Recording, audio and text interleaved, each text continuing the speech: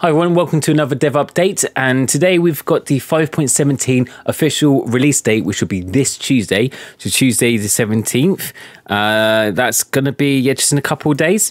So they've basically done a bullet point on exactly what's going to happen, what's gone through.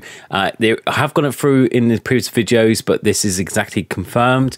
Quite a lot of ultra stuff, which is quite cool. I'm looking forward to it. So new content will be ultra event and ultra abyssal tournament scheduled events. So occasionally you can replace a single tournament or abyssal tournament up to 4 times the players, up to 4 times the rewards, unique avatar for top spots, honor tournaments for players at stage cap. So basically they're just basically normal tournaments. How much is tournaments anyways? Like 100 people. It's just going to be huge, and it's going to be more competitive. Again, I've always said this in the previous videos, they should have in-game chat, or at least like the emojis or the stickers that they have, so you can at least like kind of taunt or send messages to other people in tournament. That would be so much fun if they had some sort of interactive with your players, because if you can interact with other players, man, you'll be more likely to stick around in tournament because it'd be more fun. A Cosmic Wanderer legendary equipment set, so that gives you 2 times damage per solo raid world and 1.15 times solo raid damage. And they've got the coin artifact enchantments and view artifact pools in game. So when discovering artifacts, you'll see artifacts are available to discover next. So basically there's the 3 different pools in a game.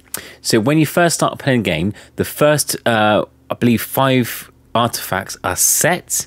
So let's have a look. If it's these ones, no. So I think it's like the first 5 artifacts are set in order to what you're going to get. And then there's another pool, I think, of 6 to 30, which has Books of Shadows in it. And then there's another pool of artifacts after that. So there's certain set, but they're random. So in the second pool and third pool, second and third set pools, they're random, but there is a set amount that's in there. So this will tell you what you're likely to get. And what artifacts likely to become next. So this one's got like 6, it could be like 1 and 6 with that one. I think that's good, because then you can see, I think I'll help loads in tournaments as well, because say if you're beginner or mid game, and you never ever discover artifacts or level up artifacts outside of tournament. You only do it inside tournament, and the reason for that because you want to get first place in tournament so you can get the best rewards. Because as a free-to-play player, the highest rewards when you start playing Tap Titans is in tournaments only. So unless you want to spend money and whale it and buy chests, getting first place in tournaments help hugely with skill points, pets, shards for getting mythic sets. So anything to help you do that is great, and this will, because then you can see the next 4 or 5 artifacts. If they're like S grade or A grade, high grade artifacts, then you're more likely to want to push in that tournament, because you know that you're going to get good artifacts coming next, or there's at least a higher chance. But if they're very low grade, and so out of these 6, you look at the artifact list, which you can get online, or look at my channel, there's artifact guides. They're rubbish. Maybe think, hang on, I'll still push and get top, high as I can, but I'll save unlocking some more artifacts, or save buying that chest, or save buying that pet until next time when I've got better artifacts or a better chance and stuff like that. So I think it will help out new players a lot, and I think that's anything extra to help new players would be great. Solo raid bonus X pool. Bonus XP is gained from pool of XP. XP can be earned by all players as long as there is still XP in your pool. Players will start with a solo raid bonus XP based on your current level. The bonus XP pool will replace the previous new XP bonus. So raid level, starting bonus for XP player for existing players. So raid level 0, you get 2,500.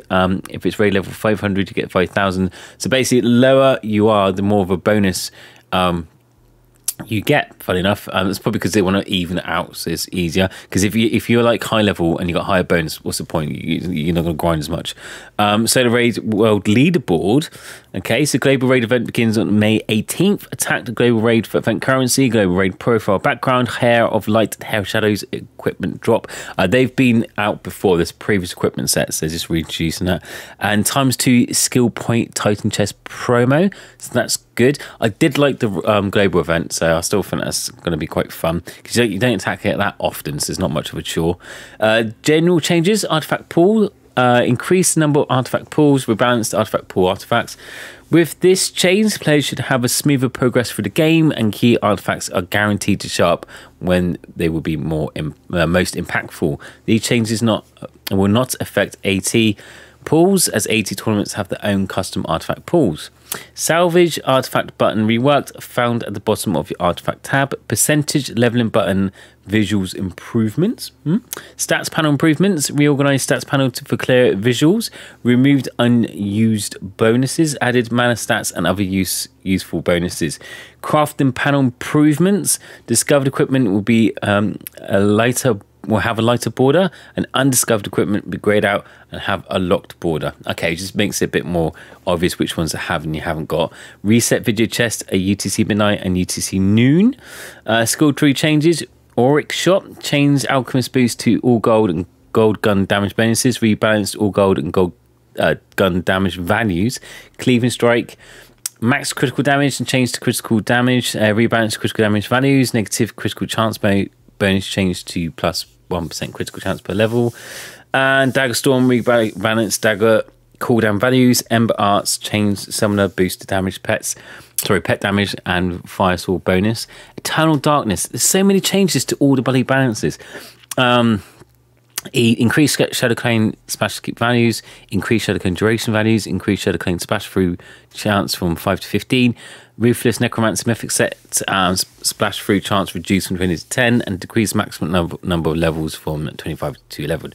Overall, it should cost far fewer skill points with similar high values of Shadow Clone splash and Shadow Clone duration. The maximum splash skill and duration values for level 15 ED is equivalent to the old level 25 for a fifth of the skill point cost. Basically what they're trying to do is they're trying to make skill all the builds, because when you start a new player, normally the only build you can get is pet or clanship, and most people choose clanship build because the rest, like Heavenly Strike, Shadow Clone, require too much skill points into splash damage like ED, or mana. Like Heavy Strike need to have loads of mana and splash damage as well. So what they're trying to do is balance it out so you can get it a bit earlier. Now that does mean my guys are for Shadow Clone and Heavy Strike are a bit out of date, so I need to update them. So once this is all done, I'll test them out, see how much of impactful it is, and then we'll do updated guides soon. Forbidden Contract, if Forbidden Contract expires, Royal Contract will also expire if active. Lightning Burst, rebalance Lightning Burst damage values. Lightning Strike, remove need for an active spell to activate Lightning Strike. Good. Master Thief, change surprise gold to all gold and jackpot gold bonuses. Magnum, rebalance Magnum Optus damage.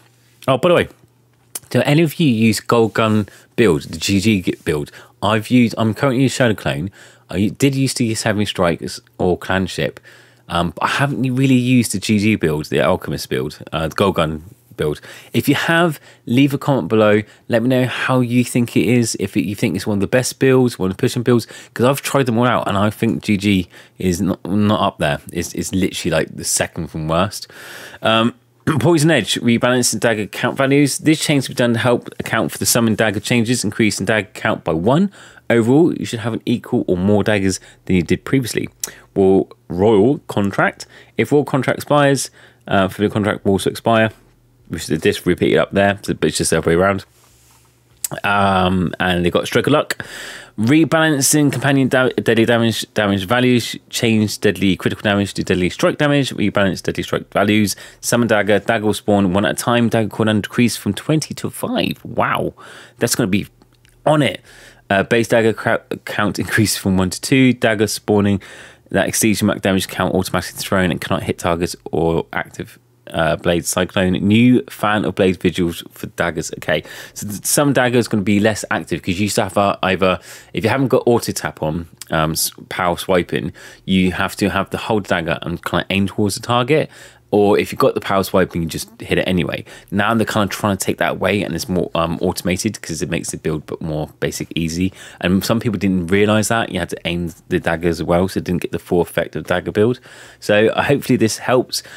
Before the previous update, not this one, one before, dagger build was actually the strongest build, and I was using it a lot to push loads. Then it kind of swapped out, wasn't as good. Summoning Salts, rebalancing spark damage boost values. Voltic Sails, rebalancing Thunder Ship values. Heavy strike improvements, lowered mana cost for all regular spells activations. As I mentioned earlier, it costs a lot of mana to do your heavy strikes. You've got to smash the bejeebies out of it. Bejeebies is still a word. Shadow Clone improvements, increase base Shadow Clone duration to 60 seconds. Reduce Swamp Gauntlet Shadow Clone duration from 2 to 1 per level. Global raid event improvements. Global raid event. So what have you done here? Increase rewards in event path, increase event currency gain when global raids to 30, change global raid phase rewards to offer more raid theme rewards, decrease event currency gain from tournament and abysmal tournament rewards during the global raid event by 33%. Added targeting to deal bonus damage in phases 1 and 2. Added clan leadership for global raid damage. Global raid damage will help your clan profile backgrounds. Added activity feed display attacks of other players. That's good. I like that. I want to see the attacks of other players just to see who's participating and what they're doing versus your clan. Tapped in starting HP will now reflect damage dealt by other players to the Titans. Titan health scales based on raid level. Titan's health scales are based on raid level. Does that mean the raid level of your clan members or general? Leaf battle button implemented for global raids. Phase 3 Titan health bar displayed. Reduced transition time between Titans. Improve health panel. I think that's probably like Titan health based on your raid level. But we'll find out. I haven't really looked at global event in general, so I need to do a bit more research. So the raid decks tweak, regular world decks, burst world decks, and affliction world decks, and then loads of bug fixes. I'll never read bug fixes because it's not that much really. Thank you for reading. Lemmy says thank you, and he will be doing a live was it Twitch when it's streaming just before the when the maintenance is down, so that'll be on Tuesday. So I will link this devlog in the description and comments below, so if you want to have a look at the link, or if you've got any questions, leave a comment. It does get fed back. Apart from that, that's basically it's happening on Tuesday. It's all coming out on Tuesday. There's a lot of tweaks. Now, sometimes when they do tweaks, it's not noticeable, and other times it is like they break it, they do OP. So I would like to see what it is. I'm hoping the rebalancing daggers is less active and it goes back to what it was before, where it was at the higher end, because I did like that build, and I'm hoping all the changes do make it better for new players as well. Apart from that, thank you very much for watching. I'll see you in the next video, and take care.